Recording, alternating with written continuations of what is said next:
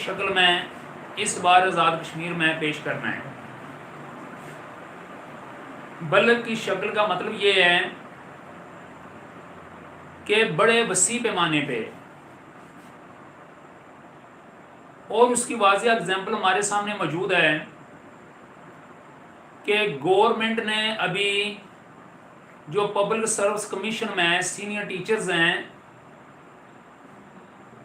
उनको जो भर्ती की है, सिर्फ आज़ाद कश्मीर में मेल जो साजा हैं वो 34 थे जिनको भर्ती किया गया है। और ये जो 34 साजा हैं, ये मैं समझता हूँ, बल्कि आपको ये मैं बताना चाहता हूँ कि पाकिस्तान आज़ाद कश्मीर की तारीख में पहली मरतबा ऐसा हुआ है कि इतनी बड़ी तादाद में सीनियर असातिज़ा को भर्ती किया गया है। फिर सिर्फ मेल, ये तो मैं मेल की बात बता रहा हूँ, जो फीमेल हैं वो भी 28 हैं। फिर इसी तरह जो सीनियर साइंस टीचर हैं वो भी 18 हैं। ये तकरीबन 100 सीनियर टीचर बन जाते हैं, जो सिर्फ और सिर्फ ज़िला बिम्बर, जिसकी आबादी तकरीबन 3.25 लाख है, 3.25 लाख की आबादी से सिर्फ 100 सीनियर टीचर भर्ती किए जा रहे हैं। Senior teacher. अब अगला जो स्टेप गवर्नमेंट का वो ये है कि अब गवर्नमेंट ने जूनियर लेवल पे और एलिमेंट्री लेवल जिसे कहते हैं और प्राइमरी लेवल पे मजीद उन्होंने अपॉइंटमेंट्स करनी है थ्रू एनटीएस। एनटीएस के जरिए बिम्बर का जो मुझे डेटा पता चला है, इसमें तकरीबन उन्होंने 250 टीचर भर्ती करने हैं बिम्बर से। वो जो 250 टीचर उन्होंने भर्ती करने हैं बिम्बर से, उनमें कुछ प्राइमरी टीचर होंगे। मैं ये सारी ना फीमेल्स के हवाले से बात कर रहा हूँ। मैं एक बात आपको ये बताता चलूँ कि मैंने ये जो ऑनलाइन जो आपकी क्लास मैंने बनाई है, ये सारी की सारी इसमें फीमेल्स शामिल हैं। मेरी आपने नॉलेज के मुताबिक जो मैंने इनमें जिनको भी शामिल की है, सब फीमेल बच्चियां हैं। और बड़ा इत्तेफाक है कि कल जो मैंने फेस टू फेस क्लास ली है वहाँ पे खान मुमदहान कॉलेज में, वो भी सारी की सारी फीमेल बच्चियां हैं। जो मेल मेरे भाई हैं उनके लिए भी मैंने इंतज़ाम किया हुआ है, उनको मैं अलग से हैंडल कर रहा हूँ, लेकिन आपके इस ग्रुप में कोई भी मेल मेंबर नहीं है। तो मैं ये आपसे बात ये करना चाह रहा था कि बच्चों, बाज़ औक़ात जो चांस होता है वो बहुत बड़ा होता है। इससे पहले शायद आपको पता है या नहीं, अगर नहीं पता तो आप दाएं बाएं से भी पूछ सकते हैं कि इससे पहले 3 जो एनटीएस हुए हैं उसमें 2-2, 4-4 या 5-5 असामियां होती रही हैं, और उसके लिए कम से कम 1,000 से ज्यादा जो लोग हैं वो वहां पे अपीयर होते रहे हैं। तो अब तो आपके लिए ये एक बड़ी अपॉर्चुनिटी है कि जिसमें 200 से 250 उन्होंने जूनियर जो टीचर हैं, प्राइमरी टीचर भर्ती करने हैं। तो फिर हम क्यों ना ऐसा करें कि जब हमने इतने सालों दिन रात मेहनत की है, इतना ज़्यादा पैसा लगाया हुआ है, इतनी ज़्यादा हमने अपने आप को एजुकेशन के लिए डेडिकेट किया हुआ है, तो हम लोग जब मंजिल हमारे करीब आ जाए तो हम लोग सुस्ती का शिकार हो जाएं और एक तरफ होके बैठ जाएं और सारा का सारा तकदीर पे छोड़ दें। ये कितनी बड़ी आपकी अपनी ज़ात के साथ, अपने पेरेंट्स के साथ, अपनी फैमिली के साथ और आपकी अपनी सलाहियतों के साथ बहुत बड़ी बेइंसाफ़ी है। मौका आ चुका है, 2 माह के बाद किसी वक्त भी जो गवर्नमेंट है वो मिसाल के तौर पर, क्योंकि जो मैंने पता की है उसमें ये बात सामने आई है कि गवर्नमेंट ने दिसंबर से पहले पहले एनटीएस टेस्ट सारे मुकम्मल कर देने हैं। दिसंबर से पहले एनटीएस टेस्ट के जरिए जो टेस्ट हैं उनके जो रिजल्ट्स हैं सब कुछ उन्होंने मुकम्मल कर देना है, और जो डेडलाइन मिली है वो 31 दिसंबर है। तो आज से 2 महीने बाद या 3 महीने बाद 4 आपका ये जो टेस्ट है किसी वक्त भी यानी कि अखबार में ऐड आ सकता है और ये टेस्ट हो सकता है आपका। तो इसलिए मैंने ये कोशिश की है। अल्हम्दुलिल्लाह मैंने 2022 में 21 और 22 में ये जो मैं आपको बता रहा हूँ ना पीएससी के जो सीनियर टीचर हैं 34 यानी जो मेल हैं जो बिम्बर से सिलेक्ट हुए हैं, उनमें 12 मेरे स्टूडेंट्स भी हैं। उनमें 12 वो मेरे स्टूडेंट्स हैं जिनको मैं ऑनलाइन तैयारी करवाता रहा हूँ। ऑनलाइन तैयारी मैंने करवाई है। इसी तरह उन्हें सिर्फ ये है कि वो मल्टीमीडिया पे लेक्चर होते थे, आपके लेक्चर भी मल्टीमीडिया पे होंगे, इसके ऊपर मल्टीमीडिया होगा, सारा कुछ होगा। चूंकि आज पहला लेक्चर है, ये इंट्रोडक्टरी लेक्चर है, आपको कुछ हकायक बताने ज़रूरी थे, इसलिए मैंने यानी कि आज वो मल्टीमीडिया यूज़ नहीं मैं कर रहा, आज मैं डायरेक्ट आपसे मुखातब हूँ। नेक्स्ट जितने भी हमारे इंशाल्लाह लेक्चर होंगे वो मल्टीमीडिया पे होंगे, सारा कुछ मैं आपको साथ साथ बताता जाऊँगा, ब्रीफिंग देता जाऊँगा। तो मैंने चूंकि आज बहुत ज़रूरी इंट्रोडक्टरी क्लास थी तो बातें करनी थी, इसलिए मैंने आज ये सोचा कि आज उसको भी फ़िलहाल इन मल्टीमीडिया को रहने देते हैं। चूंकि ये पहली क्लास है तो इसलिए मैंने आपसे आपके मेंटली ट्रांसपेरेंसी के लिए, मोटिवेशन के लिए, आपकी ब्रेन वाशिंग के लिए कुछ मैंने बातें करनी थी, तो इसलिए आज मैंने मल्टीमीडिया का मैं इस्तेमाल नहीं कर रहा। तो अज़ीज़ तलबा व तालबात, मैं ये चाहता हूँ कि आप, मैं अभी जो बातें करने लगा हूँ ये इंतहाई तवज्जो से सुने। बच्चों, अल्लाह ताला ने इंसान को सबसे बड़ी नेमत दी है अक्ल की। अक्ल से बड़ी कोई नेमत नहीं है। इंसान को अक्ल ने फर्श से अर्श पे पहुँचा दी है, ज़मीन में रहने वाले इंसान को मरीख तक पहुँचा दी है, जो किसी ज़माने में जंगलों में, पहाड़ों में, गारों में रहा करता था। तो बच्चों, अक्ल जो है ये इंसान का फैसला करती है कि मैंने क्या करना है या कौन सी चीज़ मेरे लिए सही और कौन सी गलत है। मुझे एक छोटी सी बात बताएं, आपने मोस्टली 16 साल तालीम हासिल की है, उसके बाद बाज़ ने बीएड की है, बाज़ ने एम एजुकेशन किया हुआ है, ये मुझे बताएं कि कितना ज़्यादा आप लोगों ने खर्च किया है। अगर आप 1 से ले गए या नर्सरी प्रेप से ले गए अपनी यूनिवर्सिटी लेवल तक एजुकेशन का हिसाब लगाएं तो ये लाखों में यानी कि पैसे बनते हैं, आपके खर्चात बनते हैं।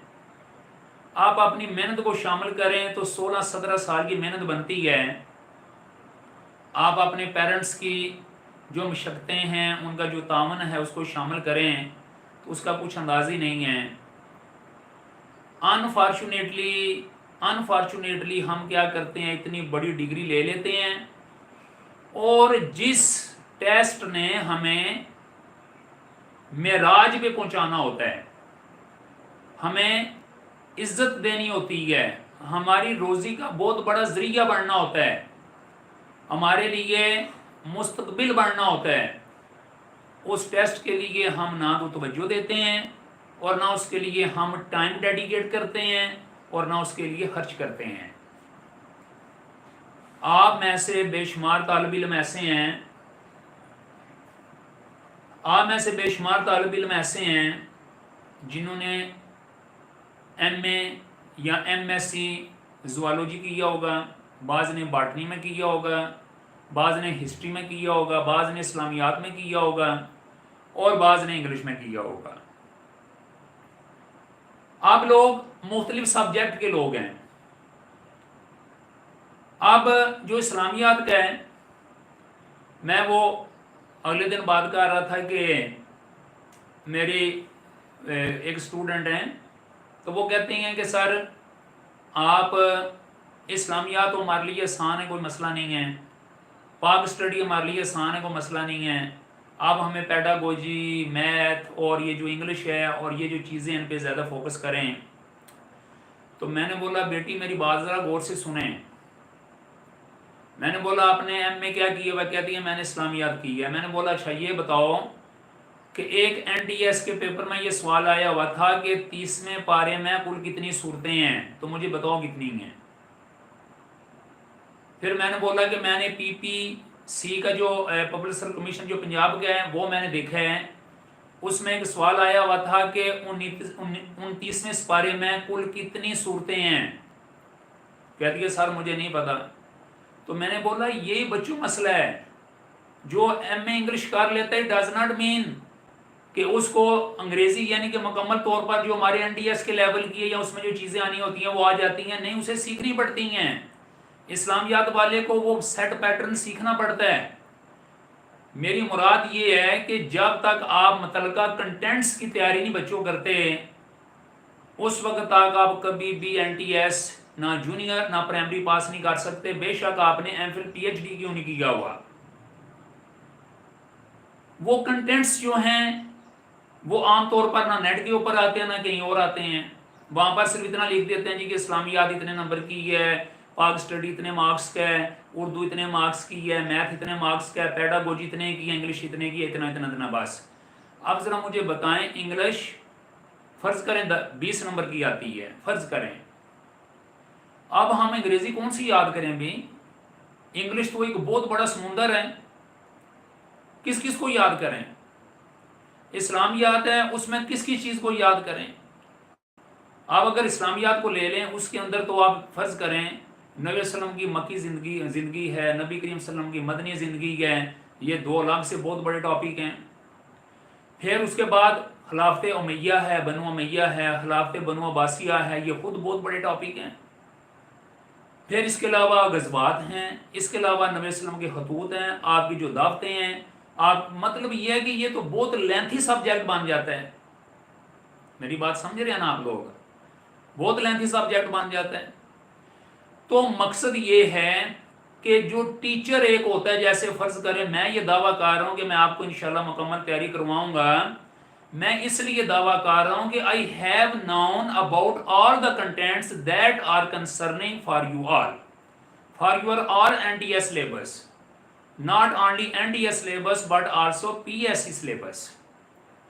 तो मिसाल के तौर पर ये जब आप अकॉर्डिंग टू कंटेंट्स तैयारी करेंगे, या एक फर्ज करें आप 9th की बायोलॉजी देखें, 9th की बायोलॉजी के अपने अपने टॉपिक्स होते हैं, 10 जो होते हैं उसके अपने टॉपिक्स हैं, फर्स्ट ईयर के अपने हैं, सेकंड ईयर के अपने हैं, हर एक डिफरेंट है तो ना बायोलॉजी के।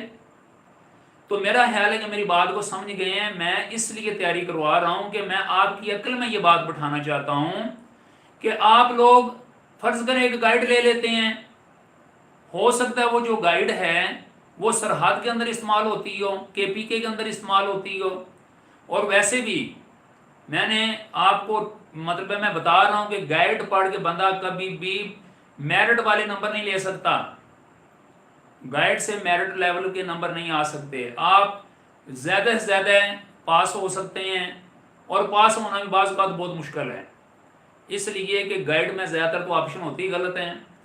गाइड में बहुत पुरानी नॉलेज होता है, बाज़ कल आजकल नया नॉलेज है।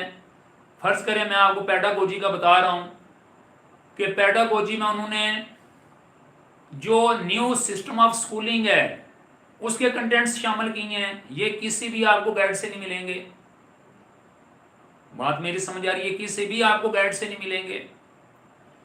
इसी तरह जो इसके अंदर मिसाल के तौर पर अभी यानी कि इसके इस वो मुतालिया यानी पाक स्टडी के जो शामिल किए गए हैं वो भी आपको मतलब ये है कि मैट्रिक लेवल तक कहीं भी नहीं मिलेंगे।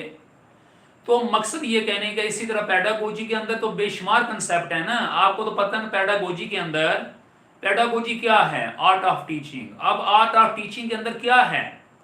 उसके अंदर फलसफा भी है, उसके अंदर नफ्सियात भी है, उसके अंदर एजुकेशन यानी कि कौन सी एजुकेशन? स्पेशल एजुकेशन भी है। आप उसके अंदर और क्या है? एजुकेशन पॉलिसीज भी हैं, उसके अंदर एजुकेशन इन पाकिस्तान भी है, उसके अंदर हायर एजुकेशन है, उसके अंदर सेकेंडरी एजुकेशन है, उसके अंदर टीचर एजुकेशन है। अब ज़रा देखें कितने ज़्यादा चीज़ें उसके अंदर आ चुकी हैं। लेकिन अगर बच्चों आप किसी टीचर से रहनुमाई नहीं लेंगे जो कि इन सब्जेक्ट को पढ़ाता है, मैं तो बच्चों आप ज़्यादातर मोस्टली आप में से मेरे शागिर्द हैं, आप सारे लोग तकरीबन, बल्कि मेरा ख्याल है सारे शागिर्द हैं, और आप जानते हैं कि मैं तो एजुकेशन पिछले 15 साल से पढ़ा रहा हूँ, 20 साल से पढ़ा रहा हूँ। मैंने तो MED में यूनिवर्सिटी में पोजीशन ली हुई है, मेरी दूसरी पोजीशन है MED में आज़ाद कश्मीर यूनिवर्सिटी में। तो मिसाल के तौर पर मैं ये पढ़ा रहा हूँ, और ये बेड़ा उठाना कोई आसान काम नहीं है ना, हर एक के बस में है कि वो सारी एजुकेशन टू दी पॉइंट पढ़ाए। तो इसलिए बच्चों मैंने ये कोशिश की है कि according to the contents and the given syllabus of the NTS system, आपको मैं तैयारी करवाने का तैयार करता हूं, और इसलिए बार बार कहता हूं कि ये आपके लिए एक बड़ी अपॉर्चुनिटी है, मौका है। इसका आपको फायदा क्या होगा? इसका आपको ये फायदा होगा कि जब आप एक बार पेडागोजी पढ़ लेंगे, उस ट्रैक पे आ जाएंगे, उस पटरी पे चढ़ जाएंगे, कल फर्ज करें हेड मिस के लिए कोई असामी आ जाती है, फीमेल प्रिंसिपल की कोई असामी आ जाती है, किसी जगह पे भी आ सकती है, तो बच्चों आपको यही पेडागोजी और जो बाकी इंग्लिश की तैयारी है ये काम देगी। आपको सीनियर टीचर का आपको मौका मिल जाता है, यही तैयारी आपको काम देगी वहां पे।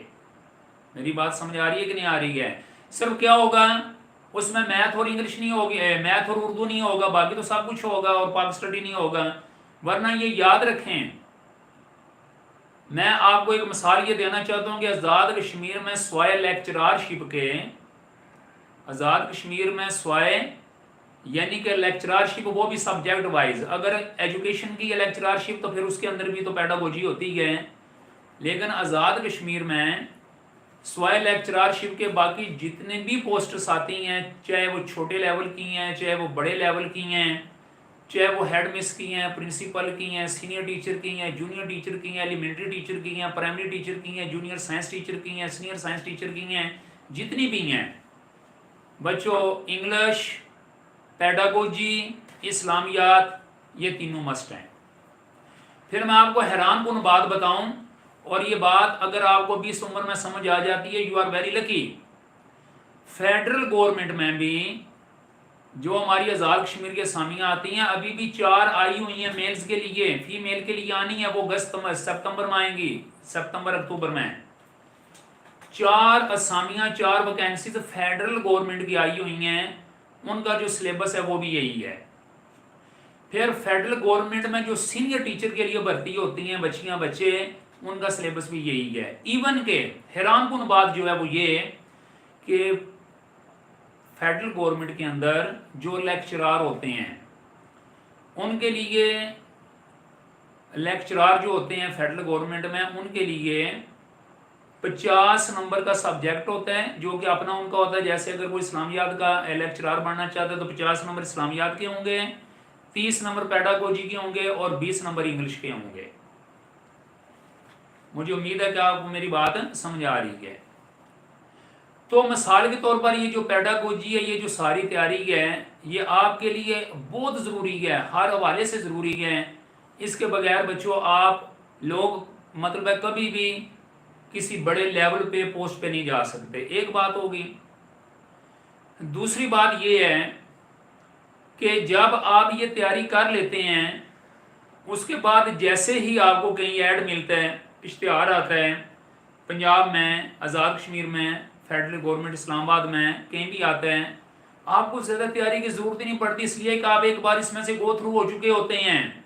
ये नोट्स आपके पास मौजूद होंगे, ये मैं नोट्स बनाऊंगा आपको, आपके पास ये नोट्स मौजूद होंगे, मेरे लेक्चर मौजूद होंगे, इनकी PDF फॉर्म के अंदर जो मेरे लेक्चर हैं ये मौजूद होंगे। आप उनको आराम से देखिएगा, और आराम से आपको इंशाल्लाह कोई प्रॉब्लम नहीं होगी, और आराम से आप वहाँ पे जाकर टेस्ट में अपीयर हों, और इंशाल्लाह आप मेरिटोरियस स्टेटस के ऊपर आएंगे इंशाल्लाह। तो इसलिए कंटेंट्स के मुताबिक मैं इसलिए ज़्यादा जोर दे रहा हूँ कि ये जो तैयारी है ये कंटेंट्स के मुताबिक होती है, सिर्फ गाइड से आप तैयारी नहीं कर सकते, क्योंकि आज का ज़माना चेंज हो चुका है। पुरानी किताबें जो आज से 60 साल पहले प्रिंट हुई हैं, 40 साल, 20 साल, 10 साल पहले हुई हैं, उनको एक तरफ रख दिया गया है। आए रोज़ नई ईजादात हो रही हैं, नई इनोवेशंस हो रही हैं, नई नई चीज़ें सामने आ रही हैं, नए एजुकेशन में ट्रेंड आ रहे हैं। फर्ज करें कंपैरेटिव एजुकेशन, ये एक कंसेप्ट है जो कि 2016-17 में इंट्रोड्यूस हुआ है। अब कंपैरेटिव एजुकेशन आपको किसी गाइड से ये कंसेप्ट नहीं मिलेगा, ये क्या होता है क्या नहीं। इसी तरह माइक्रो टीचिंग है, this is very very newly concept in education, बहुत ही नया ये कंसेप्ट है कि इसमें कितने बच्चे होने चाहिए, ये क्लास कैसे होनी चाहिए, इसके टीचर का क्या नाम होता है, उसको हम क्या कह सकते हैं, इसमें जो बच्चे हैं उन्हें क्या बोलेंगे, वो उनको ज़्यादातर तौर पर क्या सिखाएंगे।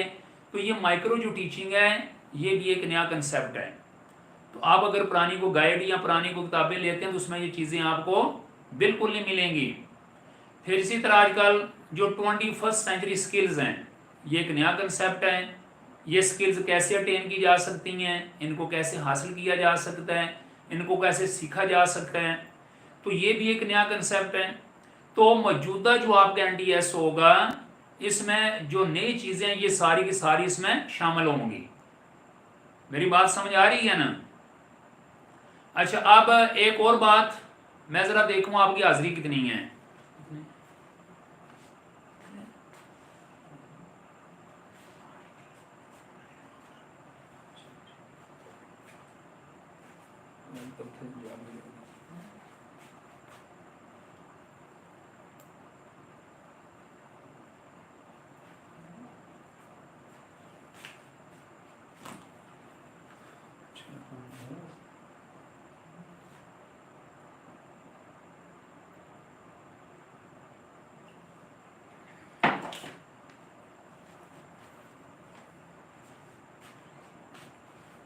अच्छा, अब मैं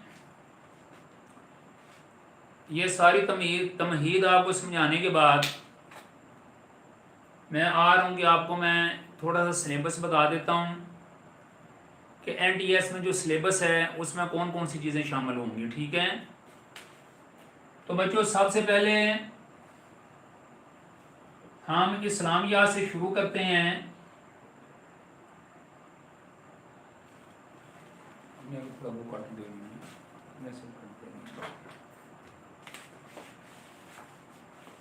ये मार्कर जरा नजर नहीं आ रहा, कटवाने के लिए मैंने भेजा है। तो सिलेबस और उसका जो कंटेंट्स हैं उसके बारे में आपको पता होना चाहिए। आप लोग इत्मीनान रखें, इंशाअल्लाह अल्लाह की फजल से आपको मुकम्मल तैयारी करवाऊंगा, इसमें कोई कमी नहीं रहेगी। जो बच्चे ऑनलाइन क्लास ले रहे हैं वो ऑनलाइन भी ले सकते हैं। अगर आपका मूड बने या मूड करे तो आप फेस टू फेस जो क्लास है वो भी ले सकते हैं, इसमें कोई ममानत नहीं है। कॉलेज आना चाहिए वहाँ पे ले लें। मैं वैसे आपको ज़्यादातर ये मशवरा दूंगा कि आप ऑनलाइन क्लास भी ले लिया करें और कभी कभी आप फेस टू फेस क्लास जो वो भी ले लिया करें। अभी मैं आपको ये सिलेबस लिखाना चाह रहा हूँ। फर्ज करें ये इस्लामियात,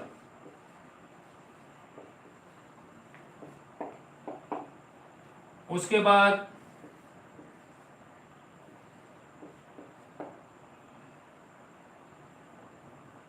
पाक स्टडीज, तीसरे नंबर पे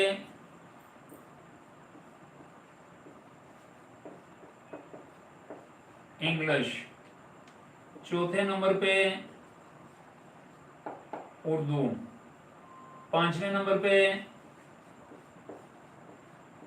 मैथ्स और छठे नंबर पे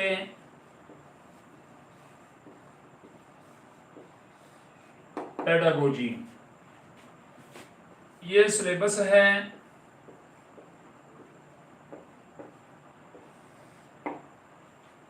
इस्लामियात यकीनन आप लोगों को नजर आ रहा होगा, बिल्कुल यू कैन सी।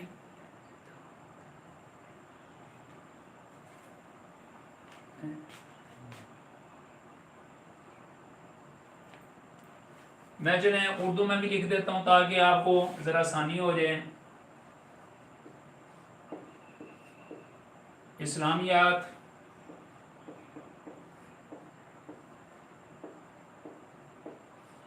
पाक study, English,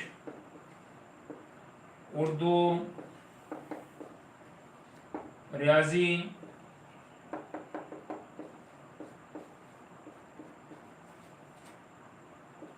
pedagogy.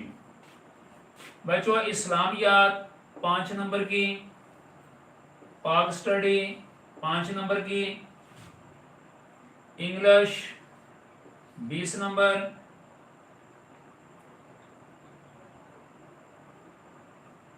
Urdu 10 number, math 10 number,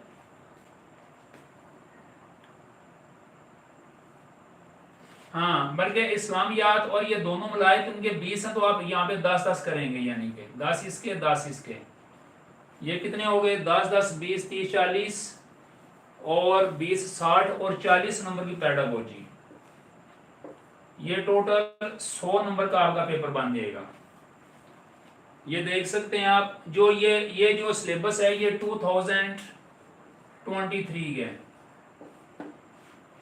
यानी कि जो अभी नया आपके लिए उन्होंने तरतीब दिया हुआ है वो ये नया जो सिलेबस है ये मैंने आपको लिखवाया है। NTS के दफ्तर को जो हैंडल करता है मुजफ्फराबाद, उनसे पूछ के इस्लामियात 10 नंबर की आएगी, पाक स्टडी 10 नंबर की है, इंग्लिश 20 की है, उर्दू भी 10, मैथ 10 नंबर का और पेडागोजी 40 नंबर की। एक बात होगी, इस्लामियात जो है ये इंटर लेवल है, यानी कि 1 क्लास से लेके 11 तक इंटर लेवल, 12 यानी कि 12वीं तक। पाक स्टडी जो है ये भी इंटर लेवल है, और जो इंग्लिश है ये भी इंटर लेवल है, और ये जो उर्दू है ये भी इंटर लेवल है, और ये जो मैथ है ये मैट्रिक लेवल तक है, और पेडागोजी जो है ये M.Ed लेवल है। अब इनकी मैं जरा थोड़ी सी आपको तशरीह बता देता हूं। इस्लामियात इंटर लेवल का मतलब ये है कि 1 क्लास से लेके इंटर लेवल तक जितनी भी इस्लामियात हैं उसके कुछ मखसूस कंटेंट्स हैं जो उन्होंने शामिल किए हैं। अब वो कंटेंट्स कौन से हैं वो साथ साथ मैं हर एक कंटेंट लिया करूंगा, उसमें से मैं कोई 20-25 सवाल तैयार करके आपके साथ शेयर किया करूंगा। इस तरह जाके कंटेंट वाइज आपकी तैयारी होगी। इसी तरह जो पाक स्टडी है ये भी 1 क्लास से लेके इंटर लेवल तक है, और इंटर लेवल तक जो पाक स्टडी है उसके भी कुछ कंटेंट्स हैं जो उन्होंने दिए हुए हैं। वैसे तो पाक स्टडी तो बहुत लेंथी सब्जेक्ट है, इसके अंदर हिस्ट्री भी आ जाती है, तारीख़ पाकिस्तान भी सारा आ जाता है इसके अंदर, और बड़ा लंबा चौड़ा यानी कि सारे वाक़यात इसके अंदर आ जाते हैं। मिसाकी लखनऊ कब हुआ, मुस्लिम लीग कब बनी, इंडियन नेशनल कांग्रेस कब बनी, फर्स्ट वार्ड कैसे हुई, सेकंड वर्ल्ड वार, खुतबा इलाहाबाद, 14 नकात, तजावीज़ दिल्ली, मिंटो मोरले इस्लाहात, ये सारी चीज़ें इसके अंदर आ जाती हैं। फिर आफ्टर पाकिस्तान उसके अंदर भी आपको पता है, उसके अंदर मार्शल पहला, दूसरा, तीसरा, फिर उसके अलावा जो बाकी 1956 का आयन, 1963 का आयन, 1971 71 का आयन, ये सारी जो चीज़ें बीच में हैं उन्होंने हमें बता दी हैं कि कौन कौन सा कंटेंट आपने तैयार करना है। अब सिर्फ अगर 1956 का आयन दे दें तो ये भी इतनी मोटी किताब बन जाती है, उसकी कुछ चीज़ें जो दी हुई हैं तो वो इंशाल्लाह आपको वो भी तैयार करवाई जाएंगी इंशाल्लाह। तीसरा इंग्लिश है, इंग्लिश इंटर लेवल तक है, इसमें ग्रामर भी है और इसमें लिटरेचर भी है। अब लिटरेचर कौन सा है, लिटरेचर के अंदर यह आ जाता है कि 9th 10th की जो इंग्लिश है उसके अंदर जो मुतलका कुछ चीज़ें हैं वो उन्होंने शामिल की हैं, 11वीं 12वीं की इंग्लिश की कुछ चीज़ें शामिल की हैं। अब वो कौन कौन सी हैं वो तो मैं साथ साथ बताऊंगा, यानी जो असल हम कहानी पढ़ते हैं। और आप मैट्रिक के अंदर भी आप बड़े हैरान होंगे ये बात सुन के, मैट्रिक के अंदर 3 इंग्लिशें जो उन्होंने शामिल की हैं। मैट्रिक के अंदर 3 पंजाब की इंग्लिश, KPK की इंग्लिश, सरहद की इंग्लिश, 3 इंग्लिश हैं। उनके मखसूस कंटेंट्स उन्होंने दिए हुए हैं वो हमने तैयार करने हैं। और साथ ग्रामर होगी, ग्रामर में अब क्या क्या होगा, पार्ट ऑफ स्पीच होंगे, फिगर ऑफ स्पीच होंगे इसके अंदर, और इसके अलावा बाकी वर्ड मेकिंग, मिसाल के तौर पर कुछ ये और टर्मिनोलॉजी के बीच में जो कि इंग्लिश की होगी, उसमें सिनोनिम्स हैं, एंटोनियम्स हैं। फिर उसके अलावा मिसाल के तौर पर ये मोटी मोटी चीज़ें जो हैं ये सारी उन्होंने कंटेंट्स दिए हैं, यानी जीरेंड क्या है, इन्फिनेटिव्स क्या है, ये सारी चीज़ें वगैरह शामिल होंगी। फिर बच्चों उसके बाद उर्दू है, उर्दू का वही हिसाब है इंग्लिश वाले ही। उर्दू के अंदर 9th 10th की उर्दू और 11वीं 12वीं की उर्दू जो है इख्तियारी और लाजमी, ये सारी चीज़ें इसमें उन्होंने शामिल की हुई हैं। कौन कौन से कंटेंट्स हैं, कौन कौन सी नज़में हैं, कौन कौन सी गज़लें हैं, किस किस की गज़लें हैं, वो सारी की सारी। शेर लिखा होगा, नीचे बताना होगा ये शेर किसका है, गज़ल का शेर होगा, बताना होगा ये किसने लिखा है, नज़्म का नाम होगा, बताना होगा ये नज़्म किसकी है। तो मिसाल के तौर पर ये कंटेंट्स, तो वैसे अगर बंदा हवा में तैयारी करे अपने तौर पे तो वो पता नहीं क्या कुछ बेचारा याद करता रहेगा। तो जब हमें कंटेंट्स मिल जाएंगे एक प्रॉपर चैनल यानी कि हमारी तैयारी होगी तो हम आराम से उर्दू का वो लेक्चर जो है, जो उर्दू है उसकी तैयारी कर सकते हैं। फिर बच्चों उसके बाद मैथ है। आप जरा देखें जो मैथ है ये तो एक बहुत ही लेंथी सब्जेक्ट है।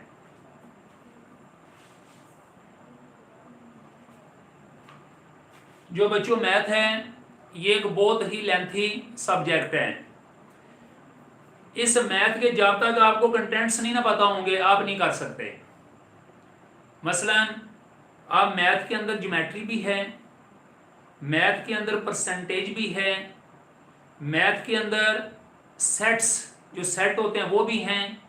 आप मैथ के अंदर देखें ना बेशुमार चीज़ें, मैट्रिक्सीज हैं वो भी इसके अंदर हैं। फिर ज्योमेट्री को ले लें, उसके अंदर भी प्रैक्टिकल ज्योमेट्री है, दूसरी ज्योमेट्री है।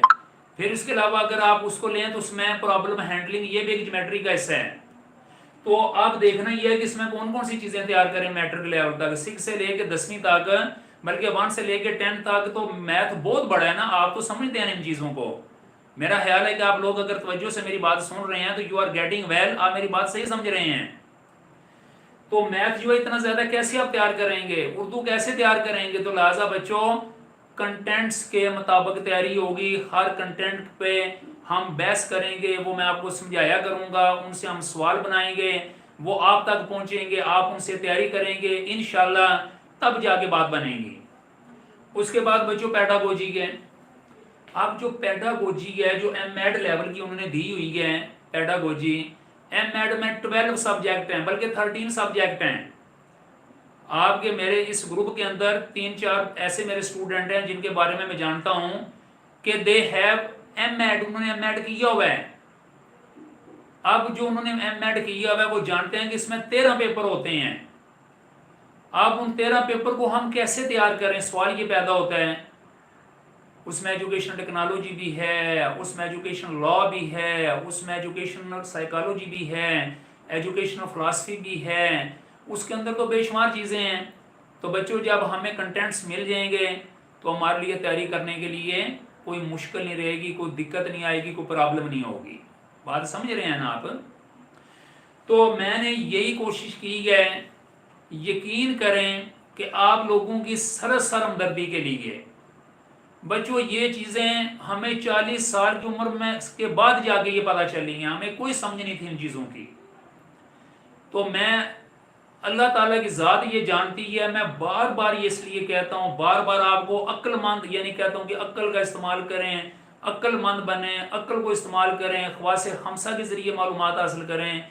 मैं ये कहता हूँ कि वेल इन टाइम आप लोगों को इन चीज़ों का पता चल जाए और मैं समझूंगा कि मैंने अपना फ़र्ज़ अदा कर दिया।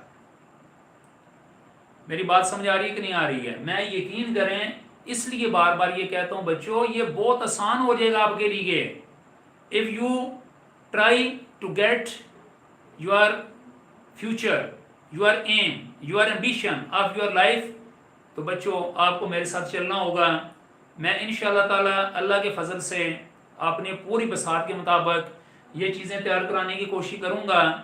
इसमें कुछ मैथ के कंसेप्ट ऐसे हैं जो मैंने नहीं पढ़े हुए, उसके लिए मैं बाकायदा टीचर एक होगा वो आपको पढ़ाएंगे। मुझे और भी अगर कोई टीचर लाना पड़ा, प्रोफेसर लाना पड़ा तो हम मिलकर ये करेंगे। लेकिन मैं इंशाल्लाह जब तक आपको सारे कंटेंट्स जो मेरे पास मौजूद हैं मैं साथ साथ आपको वो बताता रहूँगा।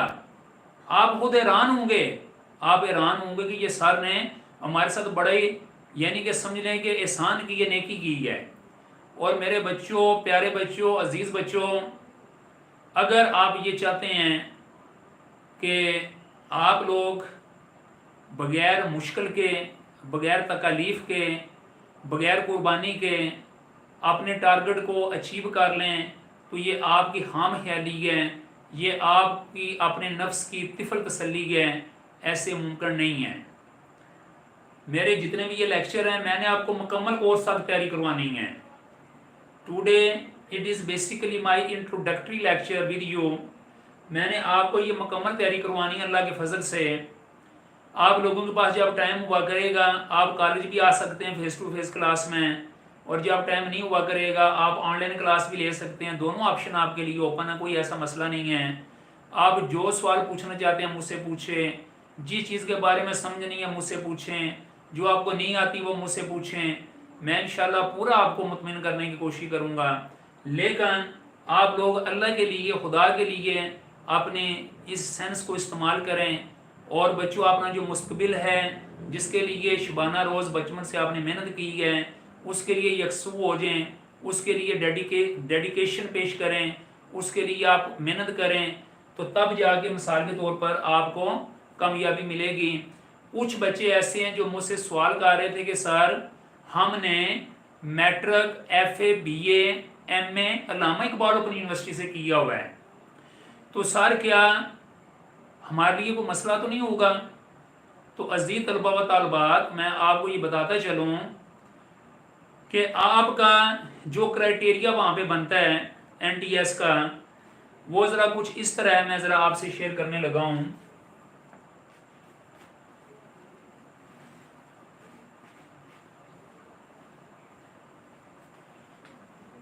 या उन लोगों के लिए जो कहते हैं कि जी हमारे पास बाज बच्चे हैं, उनके जहन में यह है कि हमारे पास जो डिग्रियां हैं ये ज़्यादातर सेकंड डिवीजन हैं। बाज कहते हैं जी कि मेरी कोई डिग्री बीच में थर्ड डिवीजन है, तो मैं कैसे आगे जा सकती हूँ या जा सकता हूँ, मेरे लिए प्रॉब्लम है, मैं शायद सिलेक्ट नहीं हो सकती या हो सकता। मैं आपको ये बताता चलूँ, मेरा एक शागिर्द BA थर्ड डिवीजन था लेकिन आज प्रोफेसर बना हुआ है। उसे तैयारी मैंने मतलब बैरान में की, उसकी मैंने मुकम्मल, आज वो BA third division pass professor बना हुआ है, अभी कुछ साल हुआ है वो बना प्रोफेसर। बच्चों आप लोग अगर मेरे साथ चलेंगे तो इंशाअल्लाह ताला अल्लाह की ज़ात आपको कहीं ना कहीं आप किसी मंजिल पे पहुंचेंगे। मसलन मैं आपको भी क्राइटेरिया वो बता रहा था, वो क्राइटेरिया क्या है कि एक होती है बच्चों फर्स्ट डिवीजन, एक होती है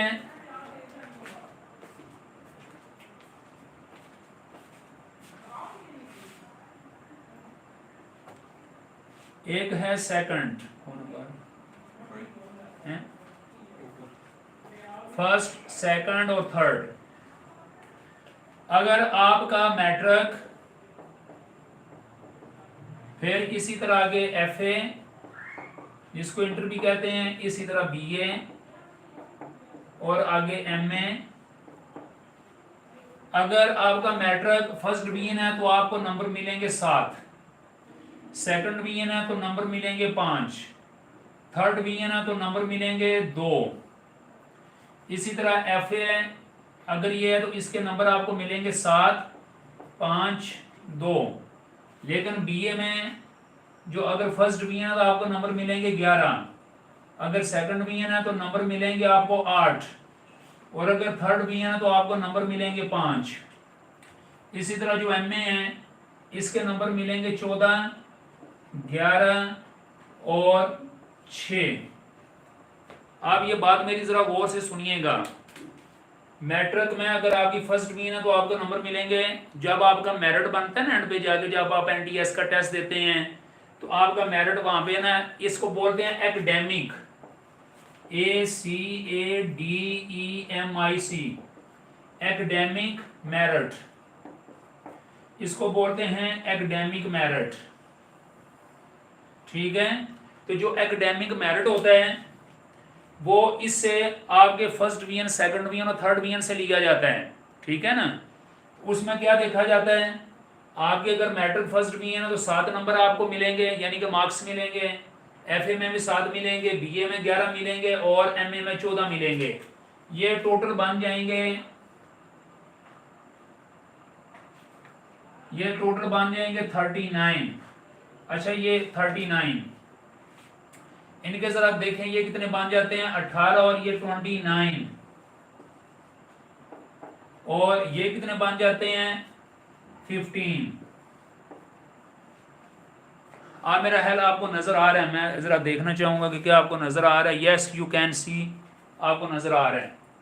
तो ये आपका मेरिट ये बन जाएगा 15। ठीक है, यानी कि ये नंबर बनेंगे। अगर फर्ज करें एक बच्चे के नंबर मैट्रिक में उसने ली हुई है फर्स्ट डिवीजन, FA में ली हुई है उसने सेकंड डिवीजन, BA में भी उसकी है सेकंड डिवीजन, MA में भी उसकी सेकंड डिवीजन।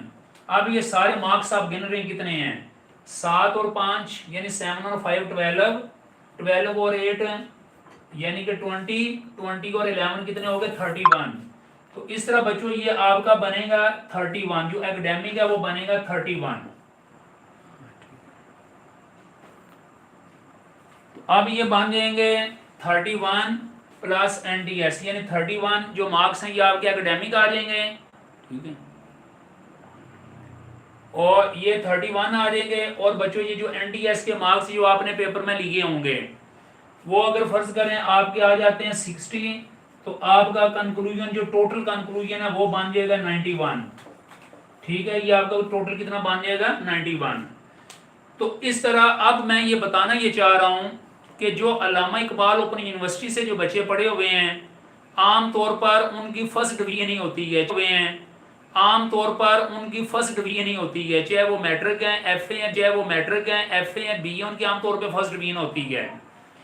तो उन BA उनकी आमतौर पर फर्स्ट डिवीजन होती है, तो उनके लिए ये बड़ा एक चांस, जो NTS है ना उनके लिए एक बहुत बड़ा बिग चांस होता है।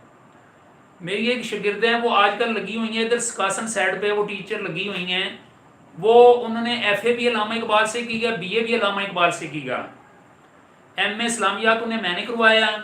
तो वो बड़ी परेशान थी, सर मेरी अल्लामा इकबाल की डिग्रीज हैं, मैं पता नहीं सिलेक्ट होती हूँ। मैंने उसे यही बात बताई कि आप अपना ये जो तैयारी NTS की ये ज़रा सही तरीके से करें।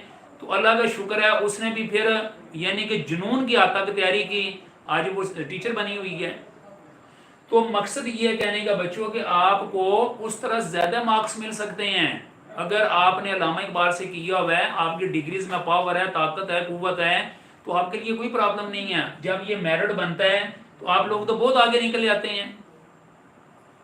तो इसलिए अब दूसरी बात जो मैं आपको बताना चाहता हूँ आपकी मालूमात के लिए वो ये है, फर्ज करें अगर किसी बच्चे का एकेडमिक बैकग्राउंड ज़्यादा बेहतर नहीं है, ज़्यादा उसकी थर्ड डिवीजन हैं या ज़्यादातर थर्ड डिवीजन और सेकंड डिवीजन है फर्ज करें अगर उसकी, तो अब उसे क्या करना होगा, वो कैसे मेरिट को compete कर सकता है, मेरिट में आ सकता है, मेरिट पे मतलब है कि वो गो थ्रू हो सकता है, वो कैसे हो सकता है। तो उसके लिए बच्चों एक ही सोल्यूशन है, उसके लिए सोल्यूशन ये है कि वो NTS की ज़्यादा तैयारी करें ताकि वो यहाँ पे 70-80 पे पहुंचे, 75 तक पहुंचे, 70 प्लस वो नंबर लेगा तो उसकी जो पिछले डिग्रीज के नंबर कम हैं वो NTS कंपेंसेट करके, यानी कि NTS उसकी कमी को पूरा कर देगा।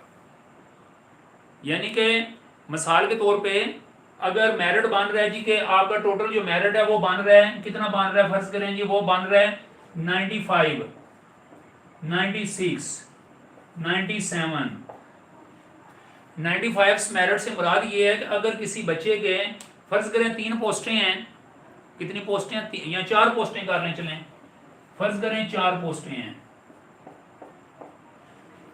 अब 4 पोस्टों में ये है कि उन्होंने ये बात रखी हुई है कि जो बच्चे 4 हाईएस्ट नंबर पे जाएंगे वो मेरिट पे आ जाएंगे, ठीक है ना, जो हाईएस्ट जाएंगे वो मेरिट पे आ जाएंगे। अब एक बंदा 98 पे है, एक 97, 96, 95, बाकी किसी के 94 हैं, किसी के 93 हैं, किसी के 92 हैं, वो 93, 4, 1 और 90 वाले बच्चे सारे स्किप कर दिए जाएंगे। जो सब the top of the list होंगे, ये जो 4 बच्चे हैं, इन चारों को कॉल लेटर मिल जाएगा, इन चारों की अपॉइंटमेंट हो जाएगी। अब सवाल ये पैदा होता है, अब देखें ना जो 94 वाला है इसको तो बहुत दुख होगा कि मेरा काश 1 नंबर होता तो मैं भी 95 पे चला जाता, या 2 नंबर होते मैं 96 पे चला जाता। तो बच्चों यही बात है जो नुक्ता आपको मैंने समझाना है कि आपने जो NTS की तैयारी करनी है उन्हीं 2-3 मार्क्स के लिए करनी है, जो कि डिसाइडिंग मार्क्स होते हैं, जो कि आपके किस्मत के मार्क्स होते हैं, जो कि आपकी जॉब मार्क्स होते हैं। घर पे हो सकता है आराम से तैयारी करें, 90 नंबर ले लें, टोटल हो सकता है 91 ले लें, लेकिन मेरिट तो कहीं बहुत आगे है। तो मेरी बात आप समझ रहे हैं ना। तो इसलिए बच्चों मैं डियर स्टूडेंट्स आपको ये बताना चाहता हूं कि जितनी आप रहनुमाई ले सकते हैं मुझसे लें। इससे पहले मैं तो ज़ाहिर आप ये आपकी ये 5वीं क्लास बल्कि 6ठी क्लास है जिसको मैं तैयारी करवा रहा हूँ NTS की और PSC की, रहनुमाई लें ताकि आप लोग आगे निकलें। जिसके नंबर कम हैं वो कैसे अपने नंबर ज़्यादा कर सकता है, वो कैसे मेरिट पे आ सकता है। फिर 15 नंबर का इंटरव्यू भी होता है, मैं इंटरव्यू की भी मुकम्मल तैयारी करवाता हूँ। मेरी एक शागिर्दा मगलूरा की है, वो मेरे पास आई पढ़ने के लिए। उस वक्त मैं और मेरे साथ एक और साथी, हम जो फरहान इंस्टीट्यूट है वहाँ पे तैयारी करवाते थे। पहले दिन उसने बोला कि सर मेरे में कोई कॉन्फिडेंस नहीं है, मैंने एमएससी की है, गालिबन मैथ, उन्होंने बोला केमिस्ट्री या मैथ बोला, मैथ। तो सर मैं मिसाल के तौर पर, मैं ना तो मुझे पेडागोजी की समझ है, मैं पॉइंट ब्लैंक इस हवाले से। तो मैंने बोला जी आपने बस मेरी क्लासें ले लेनी हैं, तो उसके बाद इंशाल्लाह ताला आप देखें। तो अल्लाह का करना ये हुआ कि मैं अभी वुजू की हालत में आपको बता रहा हूँ कि वो बच्ची जो कहती थी कि I am quite blank about pedagogy, वो बच्ची आज एसएस बनी हुई है 17 ग्रेड की। उसको मैंने इंटरव्यू भी तक लिख के दिया था कि आपने इंटरव्यू में ये चीजें कहनी है। तो बच्चों बात ये होती है कि बंदा खुद मुखलस हो और दूसरों को भी मुखलस समझे, फिर बात बनती है। अगर हम किसी शक में पड़ जाते हैं तो उसमें मेरा तो कोई नुकसान नहीं है, मुझे तो अल्लाह ताला ने अल्हम्दुलिल्लाह जॉब दी हुई है, मुझे तो कोई प्रॉब्लम नहीं अल्हम्दुलिल्लाह। मैं अगर इतना कल पर आऊँ, इतनी मेहनत करता हूँ, एफर्ट करता हूँ, तो आप लोगों के लिए कह रहा हूँ। मेरी बात समझ आ रही है कि नहीं आ रही है? मैं आप लोगों के लिए कह रहा हूँ कि मैं आप लोगों को अवेयरनेस दे सकूँ, मैं आप लोगों की तवज्जो इस तरफ ला सकूँ, आपको मैं सारा मेरिट बता सकूँ कि मेरिट क्या चीज़ है, एनडीएस क्या चीज़ है। आप लोग हजारों बार सुनते हैं एनडीएस, कोई 2 गाइडें पकड़ लेता है, वो 3 गाइडें पकड़ के पढ़े, वो ऐसे तैयारी नहीं होती इसकी। इसके लिए 2 या 3 मार्क्स के लिए एफर्ट करनी पड़ती है, और वो 2-3 मार्क्स कौन से हैं वो मैं आपको मिसाल दे के समझा चुका हूँ। तो मुझे उम्मीद है कि आप मेरी थोड़ी बातों को ज़्यादा समझेंगे और आप बिल्कुल ये जहन में ख्याल नहीं करेंगे कि हम कमज़ोर हैं, हमारा एकेडमिक बैकग्राउंड जो है ये बहुत कमज़ोर है, मेरी सारी तालीम आर्ट्स की है, मैं ये हूँ मैं वो हूँ। आप सब के लिए खैर is a big opportunity and you can avail this opportunity if you change your mind. अगर आप अपने आप को चेंज कर लेते हैं, आप समझ जाते हैं, मेरी एक एक बात को समझते हैं, तो फिर आपके लिए कोई प्रॉब्लम नहीं है। आप दिन रात, मैंने पहले आपको बता दिया 16 सात शबाना रोज आपने मेहनत की है। इसको भी संजीदा ले लें 6 महीने के लिए, चलें 6 महीने के लिए ना, सी 2 महीने के लिए इसे भी संजीदा ले लें। इसने तो आपको नौकरी देनी है भाई। और यकीन करें कि आप चाहते हैं कि आप सारी उम्र प्राइवेट स्कूलों में 10,000 रुपए पे काम करें? क्या आप ये चाहते हैं कि आप सारी उम्र जो 50,000 की मेहनत करके 10-15,000 रुपया ये प्राइवेट सेक्टर के अंदर काम करते रहे और आपकी जिंदगी ऐसी मायूसी के साथ गुजर जाए? आपको अल्लाह ने बड़ी सलीतें दी हैं, ताकत दी है, कुव्वत दी है, अक्ल दी है, दिमाग दी है। आज जो कम से कम प्राइमरी टीचर है वो 30,000 रुपया तनख्वाह ले रहे हैं, और नहरे उसके इसके अलग हैं, पोजीशन उसकी अलग है, इज्जत उसकी अलग है। प्राइवेट सेक्टर को कौन इज्जत देता है ये मुझे बताएं। मैं अल्लाह की कसम उठा के कहता हूं कि मैं रीड फाउंडेशन में जब था तो मेरे अपने वालिद साहब मुझ से राजी नहीं थे, कहते थे नो ये प्राइवेट नौकरी, ये नहीं कि रीड के खिलाफ थे, वो उनके खिलाफ नहीं थे, वो कहते थे कि नहीं ये प्राइवेट कोई नौकरी नहीं है, ये कौन सी नौकरी है जिसमें ना पेंशन होती है, ना जिसमें जॉब सिक्योरिटी होती है, ना जिसमें इज्जत होती है, ना जिसमें पोजीशन होती है। हम तो किसी को ये भी नहीं बता सकते कि हमने एमफिल किया हो, कहते हैं यार तुम एमफिल हो, तुम एमएससी और तुम्हारे पास अभी प्राइवेट काम कर रहे हो, गवर्नमेंट सर्विस नहीं है।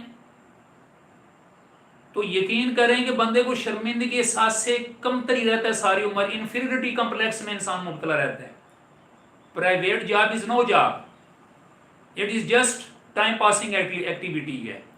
तो बच्चों इसलिए आप लोग अपना जहन चेंज करें। अल्लाह ताला फरमाते हैं इंसान जैसा मेरे बारे में गुमान रखता है मैं ऐसे ही करता हूँ।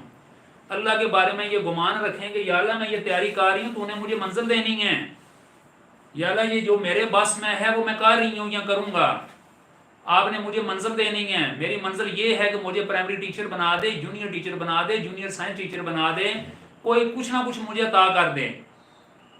और अगर आप सारी उम्र एक जो कुएं का मेंढक होता है उसको समझ नहीं होती, वो समझता है कि कुएं का जो है सारी वही दुनिया है, इसके आगे पीछे कोई दुनिया कोई नहीं है। आप लोग इस तरह स्टक टू हो ना जाएं, कुएं का मेंढक ना बने। जब वो कहीं बाहर आता है उसके मंडेर के ऊपर तो फिर पता चलता हो दुनिया तो बड़ी वसी है। जब उसकी नजर पहाड़ों पे, फूलों पे, दरख्तों पे, खेतों पे पड़ती है तो वह हैरान परेशान होता है और अपनी फिर पिछली जिंदगी पे बहुत पछताता है। लेकिन time never comes again back, वक्त नहीं दोबारा वापस आता। और इसमें हम अल्लाह से गिला भी नहीं कर सकते। अल्लाह ताला तो कहेंगे मैंने आपको अक्ल दी थी, तूने अक्ल का इस्तेमाल क्यों नहीं किया। अल्लाह ताला फरमाएंगे कि हिंदू अक्ल का इस्तेमाल करके कहीं का कहीं पहुंच सकता है, एक अंग्रेज करके पहुंच सकता है। तू तो था मुसलमान, तूने कुरान नहीं पढ़ा? मैंने तुम्हें बार बार ये बात बोली है, अक्ल कर, ख्याल कर, समझ। अफला यतफक्करून अफला यतदब्बरून अफला यंजुरून अफला यतफक्करून अफला याकिलून।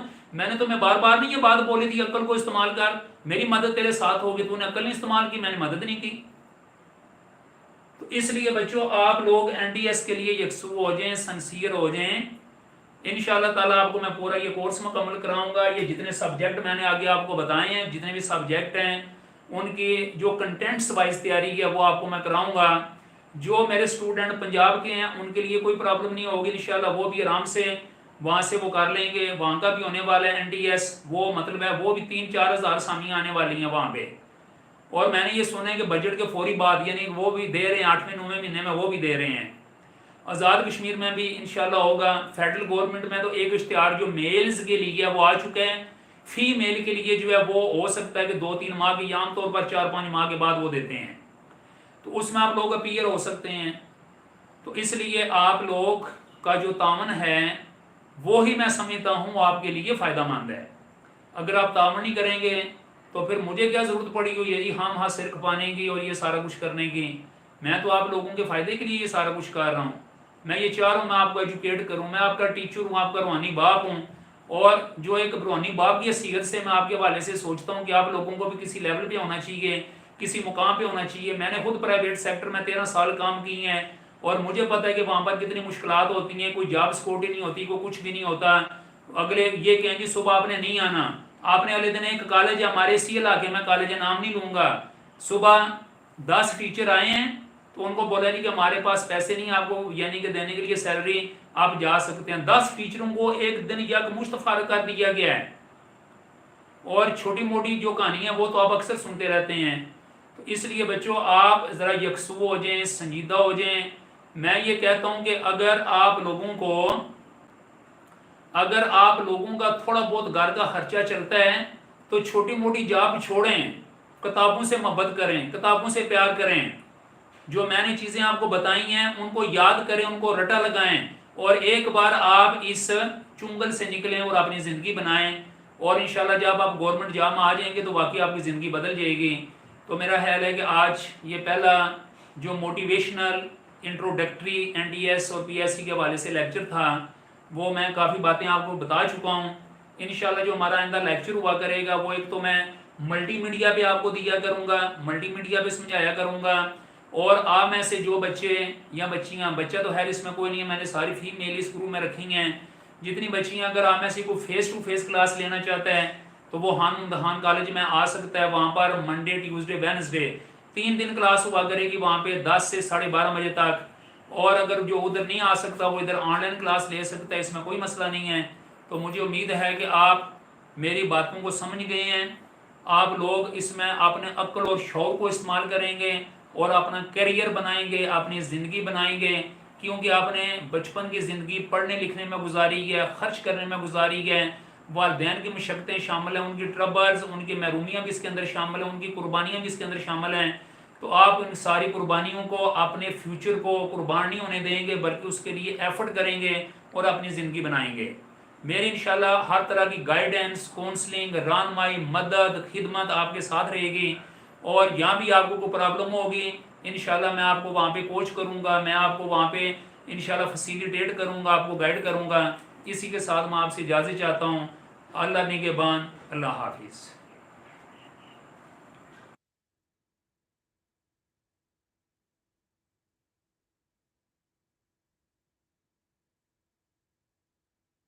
ये सारी चीज़ें नोट कर लें और जो मैंने आगे आपको तरीका बताया नहीं यानी कि वो भी आप ज़रा देख लें, एकेडमिक मेरिट जो है इसको भी समझ लें। तो फिर इंशाल्लाह ताला अल्लाह के फजल से कल जो क्लास होगी हमारी उसमें यानी कि मैं सारी मज़ीद यानी कि कल से लेक्चर में शुरू कर लूँगा।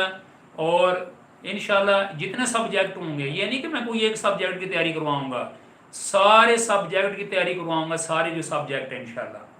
इस्लामियात क्या, पाक स्टडी क्या, इंग्लिश क्या, उर्दू, मैथ और पेडागोजी, सारे सब्जेक्ट जो होंगे इंशाल्लाह इसमें आपको तैयारी करवाई जाएगी।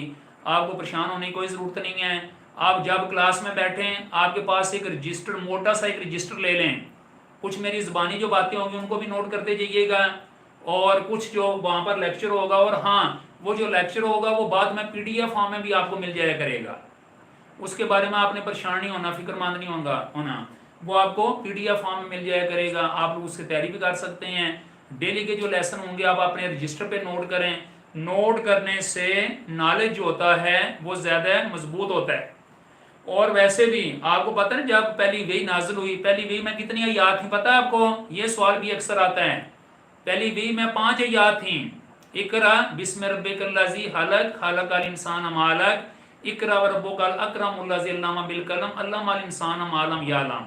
तो ये जो लफ्ज़ आता है ना, वह अल्लमा बिल कलम, इसका मतलब यह है कि अल्लाह ने कलम के जरिए इंसान को इल्म दिया। मतलब ये कि when you right you get knowledge, जब आप लिखते हैं तो आपको इल्म हासिल होता है, लिखने से इल्म मजबूत होता है। और ये हदीस पाक भी है कि आप इल्म को लिख के महफूज कर लिया करें, ये अल्लाह के नबी का फरमान है।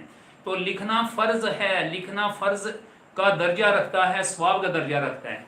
तो इसलिए बच्चों आप लोग ये चीज़ें लिख लिया करें अपने पास, इनको याद कर लिया करें। और जब आपके सारे लेक्चर ये तैयार हो जाएंगे मुकम्मल, जितना ये सिलेबस है, जितने इनके कंटेंट्स है, जब सारे मुकम्मल हो जाएंगे। और हाँ, एक मैं बात आपको बताना भूल गया कि जब मेरे ये 3 लेक्चर हो जाया करेंगे इकट्ठे, तो उसके बाद फिर आपका टेस्ट भी हुआ करेगा। आपका टेस्ट बकायदा मैं मार्क किया करूँगा, आपको उनके मैं मार्क्स बताया करूँगा। तो इस तरह यानी कि आपका टेस्ट भी साथ साथ होता रहेगा और साथ साथ आपकी तैयारी भी होती रहेगी। तो अल्लाह हाफिज़, थैंक यू वेरी मच।